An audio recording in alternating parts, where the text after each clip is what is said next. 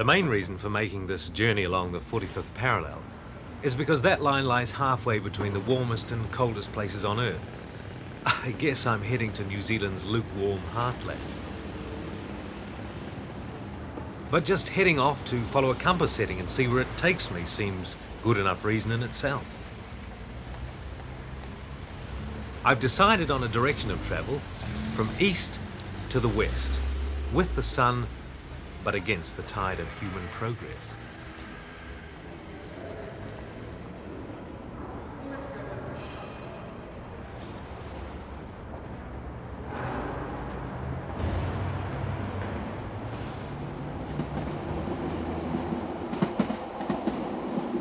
For many of us, travel's the boring bit between journeys beginning and end.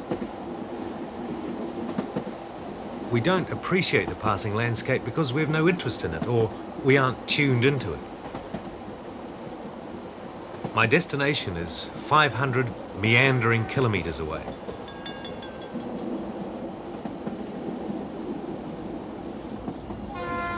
But the end of the journey is of far less concern than the getting there, which I hope will be a leisurely feast of the senses.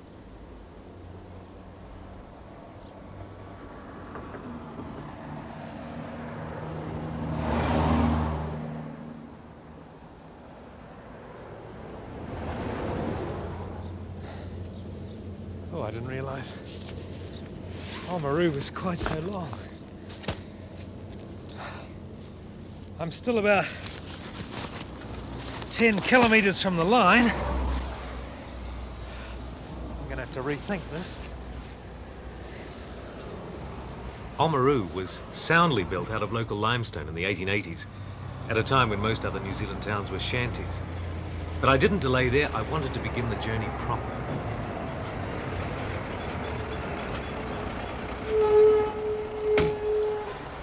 How far are you going?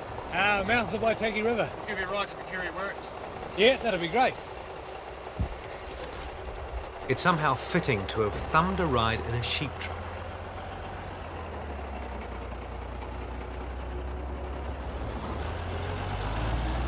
To our foremost line of latitude in our best-known mode of transport. As sheep outnumber us 20 to 1, and most of them make at least one journey in their lifetimes.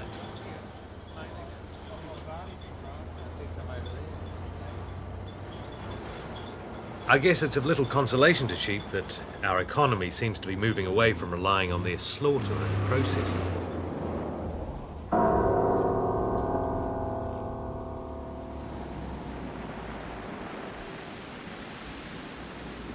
Well, this is it. Near enough. Give or take a few hundred metres or so. Latitude 45 South, the line that divides the world into quarters. Well, I feel I should say something grand or appropriate now. Well, the line goes out across the Pacific until it strikes the bottom part of South America. And then it keeps going, and it's all ocean. The Atlantic, then the Indian, then the Tasman, until it strikes New Zealand on the other coast, about 500 kilometres away, where I'm going now. But I said I was going to take detours, and I'm going to begin with a detour. The Pacific Ocean greets New Zealand abruptly at latitude 45 South. My immediate detour to the north was to the river, which has built up the vast shingly plain that I'll be travelling for a day or more.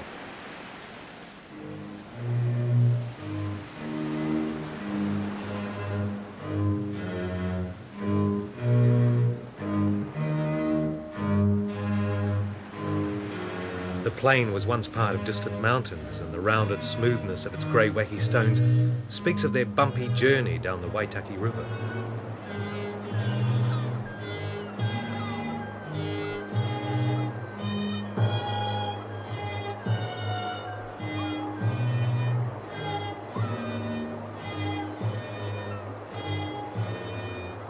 Waitaki means rumbling waters. It's similar in character to other broad-braided rivers on the east coast of the South Island, but no longer surges with immense wild power because it's fettered by 7 hydroelectric dams.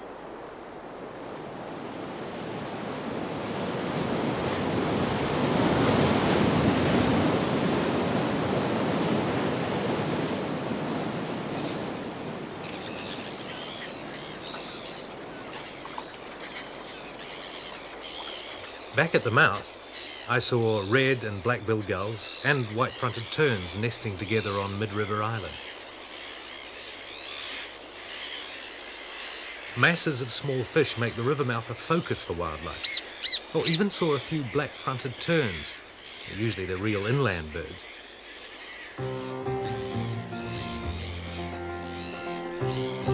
The river has a strong attraction for us as well. It's a place to find peace. We swim in it, write poetry about it, race boats up and down it, or just sit and look at it like I do.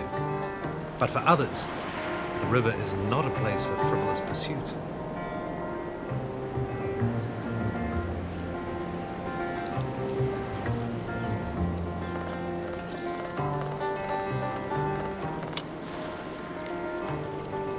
They say that St. Patrick's Day is about the best time to catch a salmon on the Waitaki.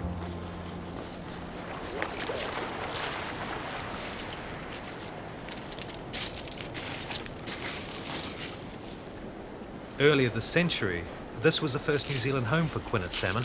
They were brought here from the Sacramento River in California.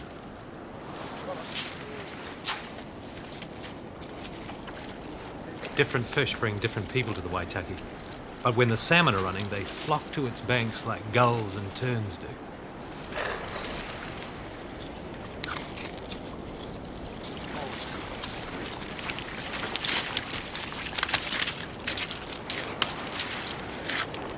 But hardly a year goes by when the Waitaki doesn't claim the life of at least one overzealous angler. The Waitaki took more lives in far earlier times when drowning was known as the national death. Long before the bridge was built, southern Maoris had been crossing and journeying downriver in canoes made of reeds. The craft were mokihi, and although the first European explorers were ferried across the Waitaki in them and vouched for their safety, the mokihi vanished as a river craft and the skill in making them was lost. But maybe they'll once more sail a southern waterway. One man still knows how to construct this odd craft, and he's agreed to build one, which I'll use to cross a lake later in the journey. Tim Tamahiroa sailed mokihi on the Waitaki. He was born and grew up in a settlement on the south bank, very close to a site I was keen to visit. This place near the river speaks of the life of the very first New Zealanders in their new land of birds. The cake or village where the Tamahiroas and their group lived is somewhere over there to my left. There's nothing left of it now, but I'm here really to look at another settlement, one that's very much older. In fact, it began here about 1,000 years ago. This is the site of a vast moa butchery that was used seasonally for about 400 years. It's said to have covered about 70 hectares, but some of that old site has now been reclaimed by the sea. Well, there's some evidence of what went on here. This bank is quite darkened with charcoal. The rest of the soil over the site is a lot lighter than it is here. And some of the stones, like these ones here, are quite darkened by fire. And of the grey river stones have been turned red. They've been subjected to a lot of heat. This is possibly evidence of a moa oven. But that's about all there is over this entire site, and it's quite surprising, really. This is the site of an industry that goes back virtually to when the very first people came to New Zealand. In fact, at the moment, it's the earliest dated human site anywhere in New Zealand. I mean, it's a protected site, all right, but there's nothing here to commemorate the activities of those people all that many years ago. I mean, it's just a farm paddock. There's nothing else. In recent years, the plough has uncovered the ornaments, weapons and tools of these people, as well as great quantities of moa bones. The people who worked the slaughterhouse must have been hard and resilient. The changing seasons would have led them from fishing to hunting ground, from gardens to places like this. It's as if nothing's changed in 1,000 years, except the animal that's butchered.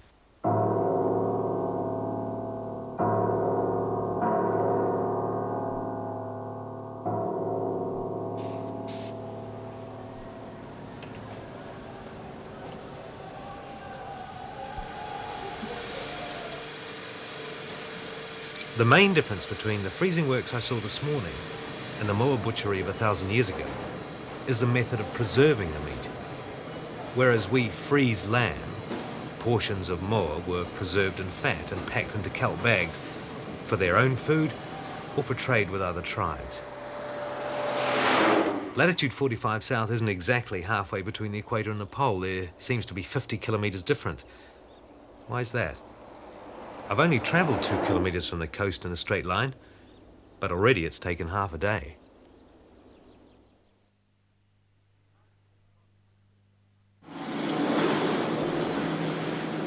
Decided to go cross-country for a time. The Plunketts are as keen as I am to know where the line of Latitude 45 runs beyond their dairy farm. They bale lucerne, meadow hay and straw so their cows will have an interesting diet over winter months. Their Frisians were most content and easily approached, and Keith Plunkett had allowed them the dignity of keeping their tails. It seems that irrigation water from the Waitaki has greatly increased dairying and cropping on the plain. Well, they're very juicy and tender. Well, most of them anyway. There's a few of them are getting a bit hard because this pea crop here is being grown for seed. Quite a few seed crops been growing on the Waitaki plain, as well as barley. Barley seems to be the main grain crop. But I think the farmers would probably use peas and clover to give their soil a rest after it's been having maybe a barley crop for a year or two, because peas and clover, being members of the legume family, can actually improve the soil. And having the odd bit of barley in this pea crop brings up an interesting point, and that is, what is a weed? Now, one definition I know is a weed is a plant that's growing in the wrong place, and here's barley sitting in the middle of a pea paddock as a weed. Yet, over the fence and over that fence, and even over that fence there are whole paddocks of barley. Barley is the crop. It's growing in exactly the right place, doing what it should be doing, ripening up, and yet in here it's a weed.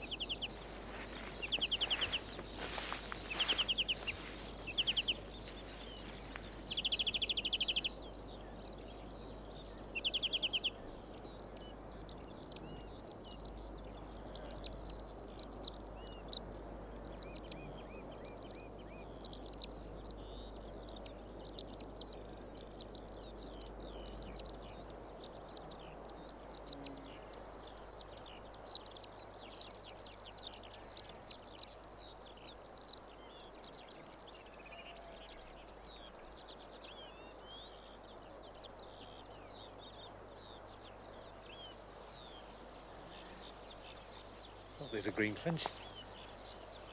On nest duty, or rather off nest duty. The seed-eating birds would do well on a plain like this.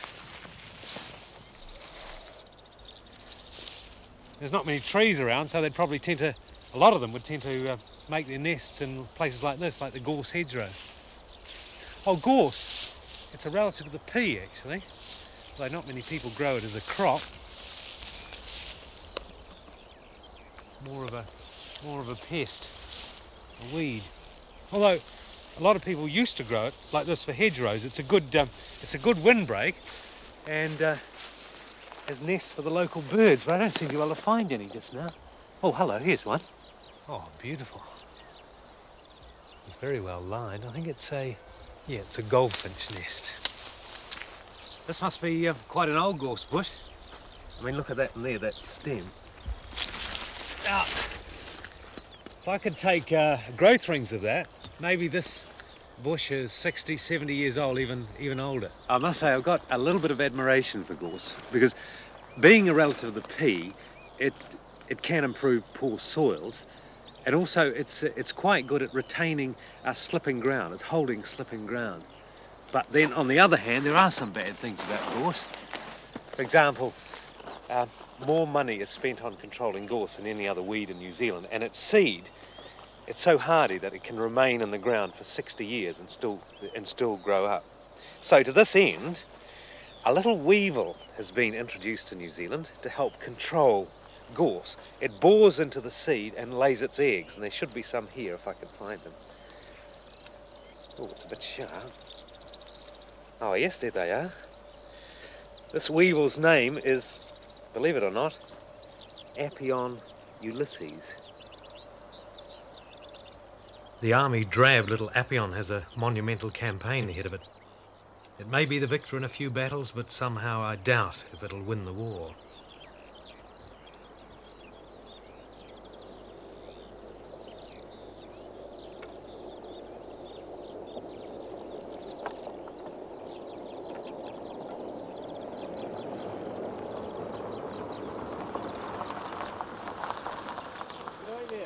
Oh, g'day. How's it going? From in the district. Oh, yeah? Can I give you a ride to Pip Trail?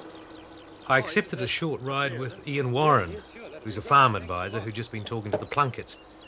I'd forgotten how quickly word of strangers spreads in the country. Yeah, I'm heading off along the 45.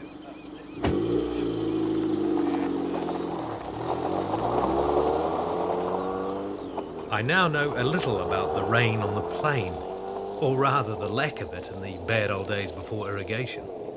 No, I think the most dramatic differences is in the lifeland, this border dike country on the right, where before it was just predominantly stones, larger paddocks and low stocking rates.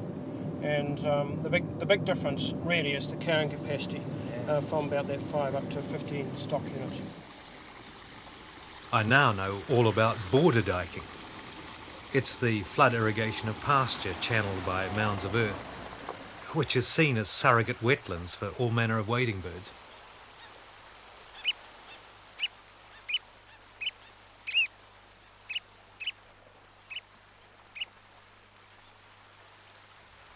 The road that follows Latitude 45 South is a frontier between two opposing landscapes. Nearer the river, where there's border diking, pasture grows on light soils, and towards the hills on deeper soil, crops are rained on by flamboyant sprayers.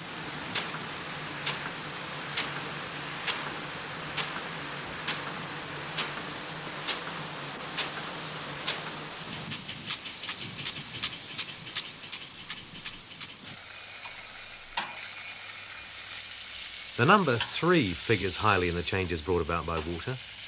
For every 1 sheep before, there are now 3.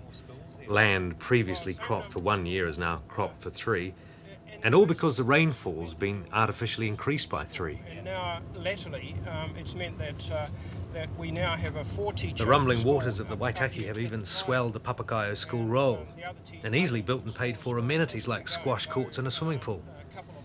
Irrigation canals now crisscross the entire plain of the river's ancestral bed. Thanks very much, Ian. That was great. Yeah, all the best, Peter, for the rest of the trip. Thank you. And don't forget about those corridors up at Livingston. Oh, right. Yeah, will do. That was a good tip. Thanks very much. Okay, We'll see you. Peter. Bye-bye. Bye. The line cuts off a corner of the plain, and ahead lie the hills. But first, I took a detour to a very tall tree, and to check out a reference in a very old book I picked up called The Boy Colonist. On the Sunday, Harry and Ernest strolled into the little bush at the head of the Papagayo Creek to see what they could discover.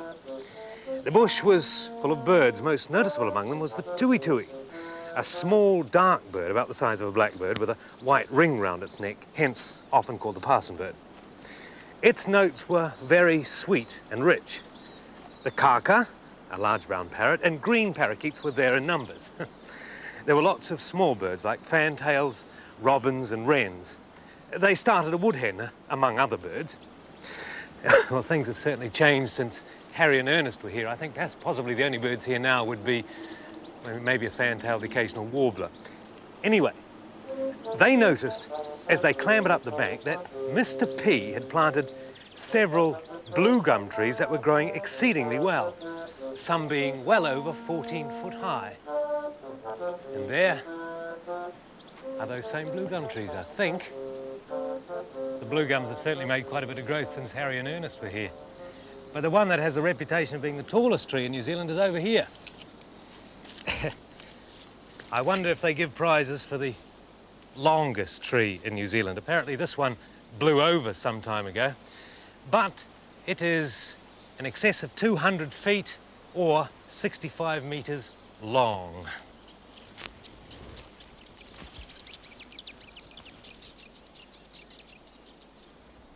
The New Zealand horizontal tree champ is still putting out side branches. Pity the boy colonists don't mention the native trees in this glade. The forest is mostly regrowth. Among the species is mahui with its delightful leaf skeletons, kahuhu, pittosporum, muhlenbeckia vines, etc. I wonder how many matai, totara, and other big native trees shaded the boy colonists here in the 1870s, and how far I'll have to travel before I meet these real forest giants.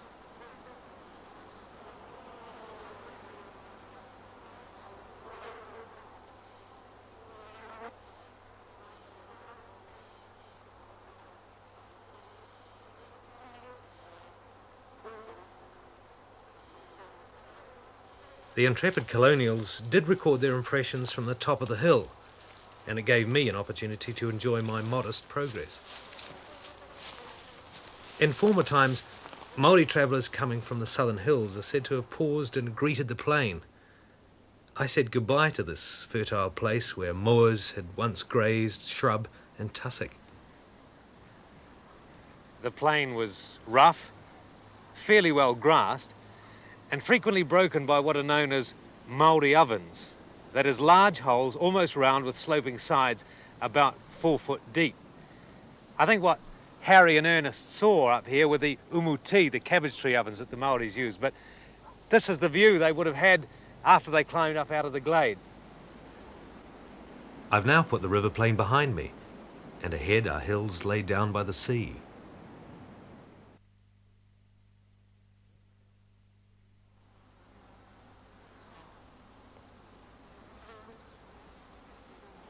I think I've timed it fairly well.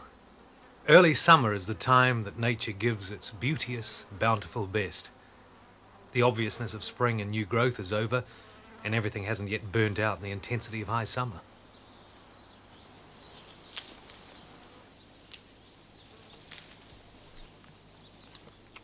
I think I've had enough of these.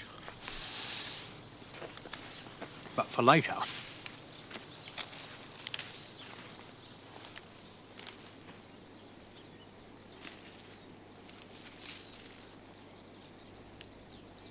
The English country lane leading into the hills turned out to be a mirage. Just over the rise, and for the next few days I'll be travelling over the soft, naked form of downlands which were once entirely clothed in forest.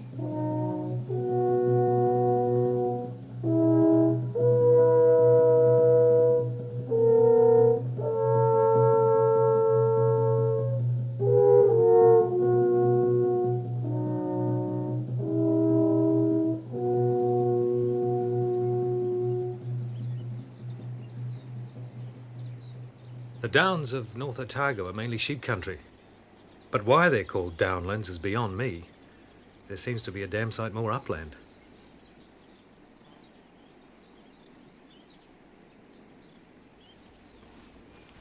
Maybe the heat's getting too much. I'm being turned on by road cuttings. It's exciting to see New Zealand's glacial past and the outcrops of loess rock dust. This was ground off the mountains by glaciers and broadcast by millions of years of westerlies. The downs aren't irrigated. They're well acquainted with summer drought. But on deeper soil flats, which at one time were largely swamp, grain grows with some confidence. This is where farmers sink wells in dry years, and where they sometimes uncover the graves of old New Zealanders.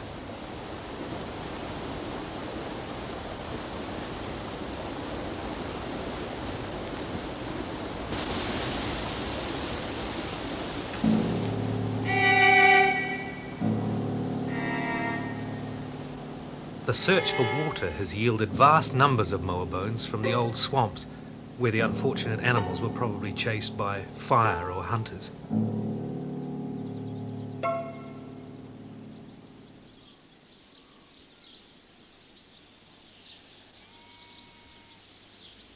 I've sketched the woolshed because it's bang on the line and because Corriedale is an agricultural monument.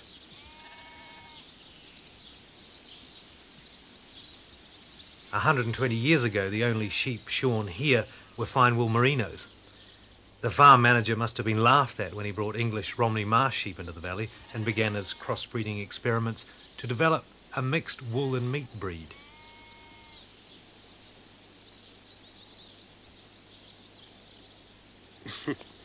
Oh well, art was never much of a strong point, but I do like to sketch things because it gives me a better memory of where I've been. Oh, and this is James Little. He was the station manager here at Corriedale in the 1870s who did those original breeding experiments with the sheep.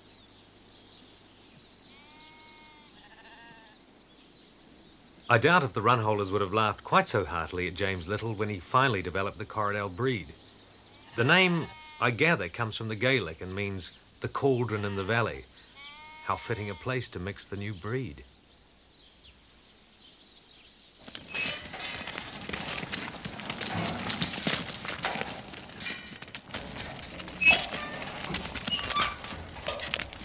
Today I met Mac Dalziel and his Corriedales on his farm, which is part of the old estate of the same name.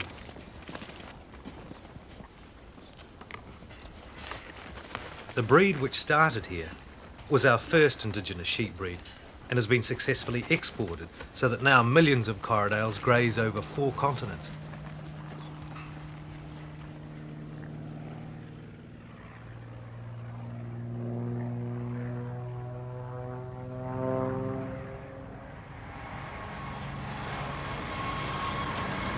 A close encounter with a cowboy of the winged kind. Top dressers fly our pasture like cowboys ride the range.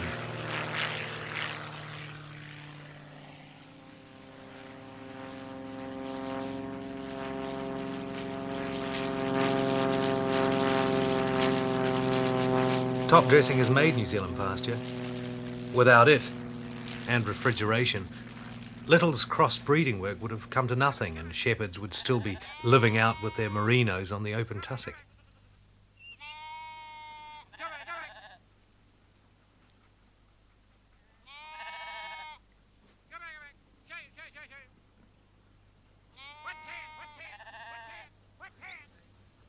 Tonight, I'm staying in what could be the oldest guest house in New Zealand. I'm certain that old-time shepherds and others long before them would have slept in this cosy limestone shelter. Oh,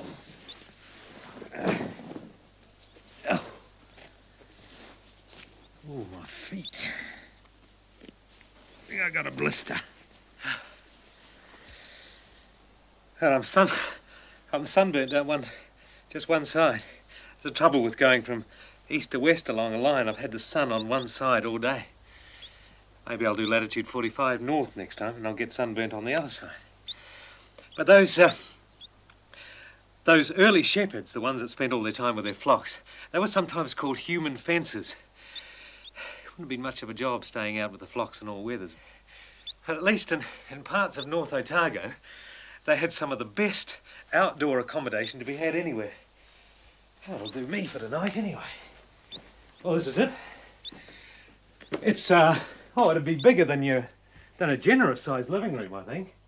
And, I think I'll sleep up here once I've cleaned up a bit of the animal doings.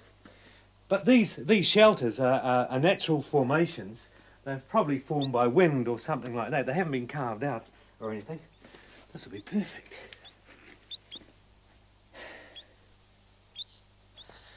Well, there were people using these shelters and enjoying these views long before the human fences came along. This would have been superb moa country out here, and moa hunting parties would have hunted down here, or they would have used these shelters on their way inland to hunt moa on the inland plains. I can just imagine them up in here. Well, they definitely slept up here because they've left their graffiti.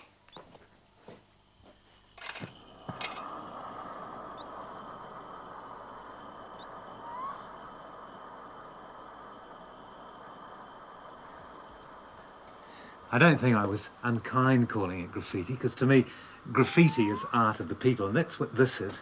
Art of the people, wonderful images. Now, this is a human figure, Over here, three fingers, the long arm back here, around the trunk, upper leg, knee, and down to feet. I'm not quite sure what that line is around there. And I'm not sure back up over here whether there was a head. I tend to think there was, and it's just got broken off along that line. So we're missing possibly the most exciting part. There are drawings in many caves near Latitude 45 South, and seeing them brings me closer to the first New Zealanders of 1,000 years ago.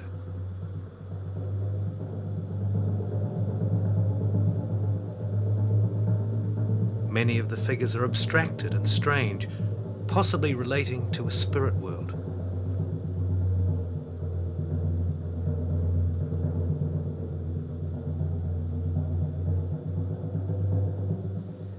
The messages that the moor hunters leave us are often quite cryptic, but the messages that the fossil seashells leave is a lot clearer. It tells us what was happening around here about 30 million years ago. For a start, this wasn't a landscape, it was very much a seascape. I'd be sitting on what was the bottom of the sea. In the intervening period, it's hard to know whether the sea has gone down or whether the seafloor has been raised up, or a combination of both. The thing is that shells are large fossils, but all of limestone, no matter how fine, is made up of the hard bits of sometimes tiny marine animals.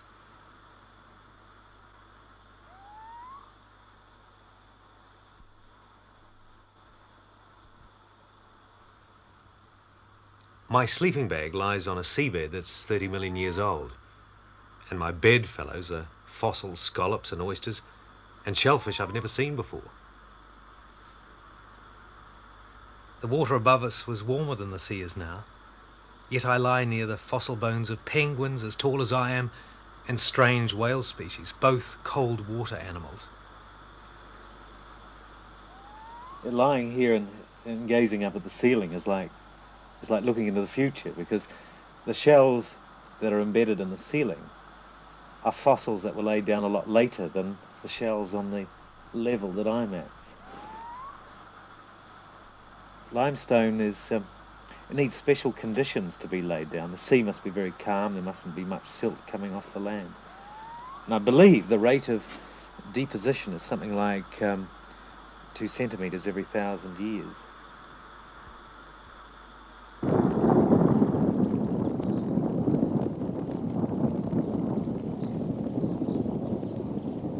Everyone seems to be predicting another drought this summer, despite the shower of rain. How fitting a day for Lindsay Schaefer to tell me about the Big Drought of 1889. All right, we're on our way. I think that storm's passed right off us now, Lindsay. Oh, yeah, it's back out here again. It's going to come On his round farm again. is a hill called Rucky's Table, the site of the Big Bang rain-making attempt. Yeah. Well, okay, what happened here? I want to know back after that big drought in the 1890s. I've heard a lot about this. Well, history tells us that they poured a whole lot of gunpowder up and exploded it. In fact, 3 Big Bangs were set off at once on the 3 biggest hills in the district. The idea had come from the observation that it rained after many of the large battles in history. Maybe gun smoke seeded the clouds. It rained here in 1889 too, but it was only a shower, and the drought persisted. The Schaefer farm was one of 34 sliced from the old Eldersley estate. The railway tunnel was built in the era of the great estates, when a small rural aristocracy owned vast tracts of land. Judging by the tunnel lining, I'm still in limestone country.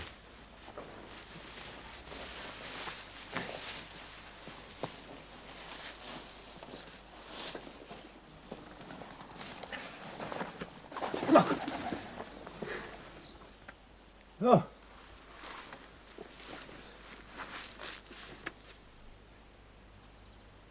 The embankment beyond the tunnel put me back on Latitude 45 South. The coast is now 3 days and 50 kilometres behind, and the range of mountains where I'll finish my first leg only 2 days ahead.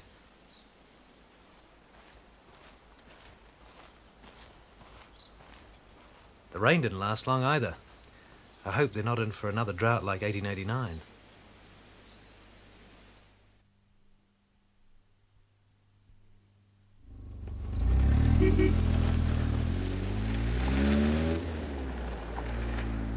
The line passed close to Livingston, and I would have dismissed this excuse for a town had I not heard its sad story from the mailman.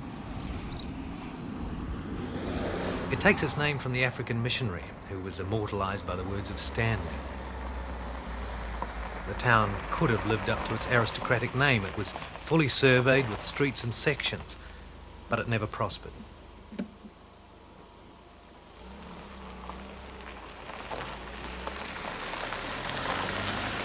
It was conceived as a gold town, but the diggings never came to much, and Lex Budge dropped me off at the road to the poor man's diggings. Oh, well, thanks very much. That was a great help. Oh, no bother at all. Pleased to have helped you. Okay. Don't get lost in those trees. See you later.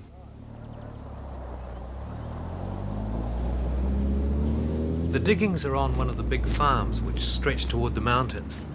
I stopped at a shepherd's cottage to find out exactly where to find them.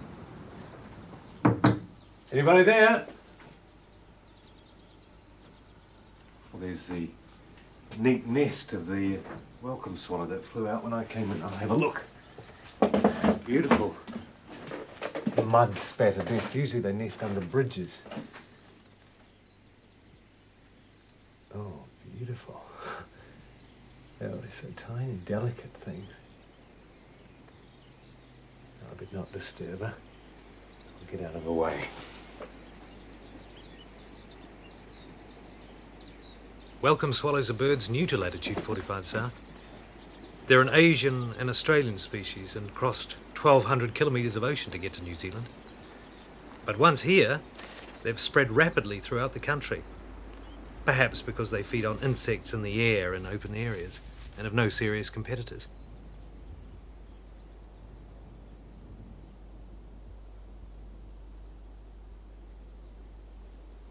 The diggings spread for several kilometres up the valley of the Marawhenua River, which means the land of the oldest inhabitants or the land of rock shelters. Recently it became the land of the luckless gold miners. The landscape is so thoroughly disturbed it looks as if they packed up and moved on yesterday, not 100 years ago.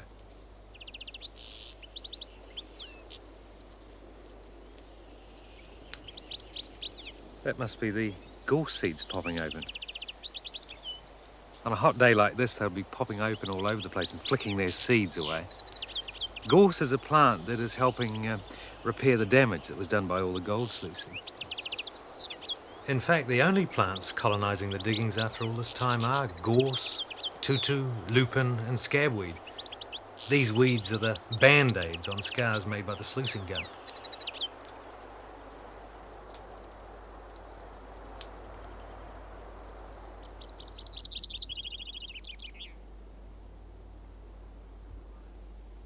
The hills have become higher, but they're still treeless apart from American pines and Australian eucalypts. Where is the old forest cover? The burning off, both pre- and post-European, has been extremely thorough. Even the fire-resistant cabbage tree is absent from this landscape, and I think I've worked out one reason why. They were eaten. I visited an old umuti, a cabbage tree oven where the trees were cooked on hot stones to extract fructose or fruit sugar. They would have been an important and welcome food for people whose diet lacked sweet things. It must have been a big effort to cook the tea, the the cabbage trees that were cooked here. For a start, the holes would have been dug. You can see where they've dug them out, and the mounds up are around here. And then the rocks would have had to be carted here. In some places from a long way off, a stone suitable for retaining the heat in these ovens. They're lucky here because it's all basalt, all volcanic rock around here. And then the cabbage trees would have had to be brought here, sometimes from quite a distance. It would have been quite a chore, all right. I suspect there would have been something done not too often during the year, a bit like making jam or preserving. It was a chore that had to be done, and came umuti time, it was a matter of rolling the sleeves up and getting in. And the other thing is that sometimes the cabbage tree wouldn't be cooked the first time, so the whole process would have to be done again.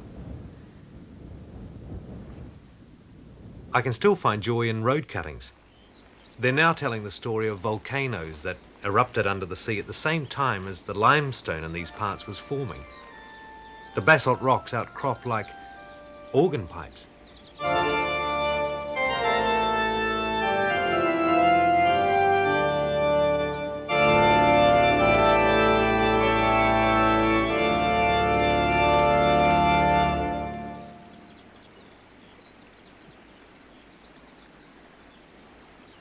Thistles have been my constant roadside companion since I began. They're in full flower, but I'd noticed for quite some time that some flowers are looking decidedly sick. And on looking at one, I found out why. The grubs that munch away and do the damage are the larvae of a weevil introduced to control thistles. They certainly won't go hungry along latitude 45 south.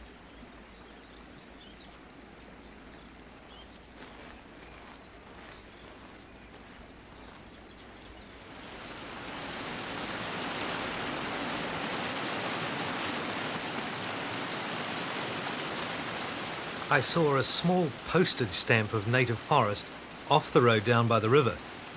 It was at least worth a detour, but what a detour to get to it. Ow. Oh, well, I'm not going to get to that one up there. This one will do. I've been looking all over North Otago for one of these. I looked on the irrigated plains and on the downlands. There used to be Most of that land used to be forested, and one of the biggest trees in those forests were these, detours. Pleased to meet you. These are one of our oldest type of tree in New Zealand, one of our most venerated, one of our potocarps, a totora. They produce small cones, almost like fruit, some of them, and they're more closely related to pines than any other trees. Well, most of that other forest of North Otago has been destroyed by fires a long time ago or by burning for agriculture. And it's only remnants like this down in valleys where stock can't get to and where the fires can't get to. It's only these places where the little bits of forest remain.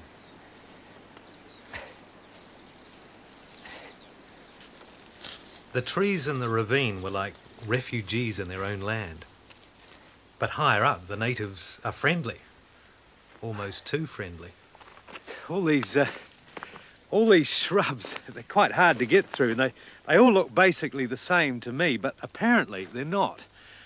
New Zealand specialises in these inside-out plants, or divaricating plants, and even in this small area, there's several different species. Various people have cast about as to why there are so many of these sorts of plants in New Zealand. And as far as I can make out, there's two schools of thought. One says that these plants are more suited to the climate in New Zealand, which can be harsh. Certainly there's lots of them up here in the mountains.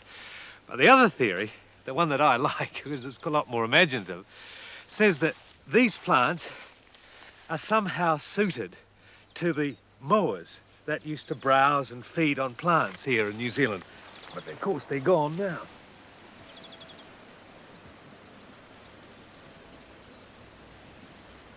North Otago, the first part of my journey, is almost behind me.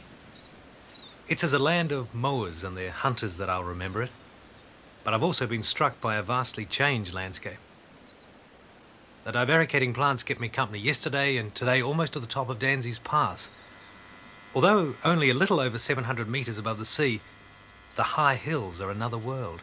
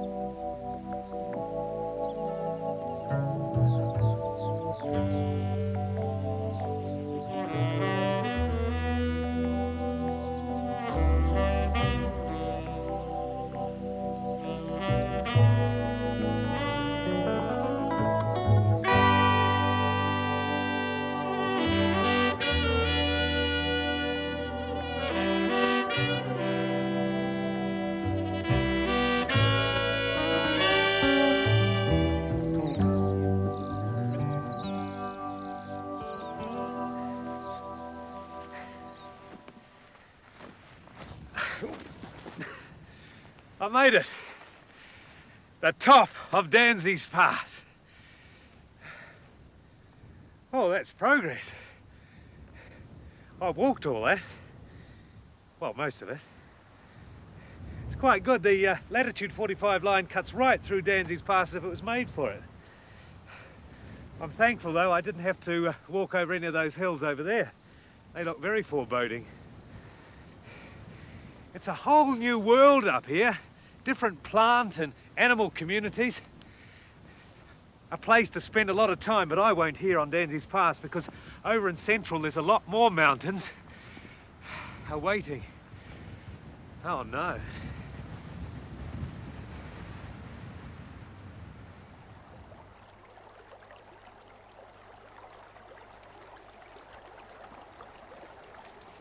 It's sure to be extremely cold up on the pass tonight, so I've made camp over in the quartz and schist gold-bearing landscape of central Otago.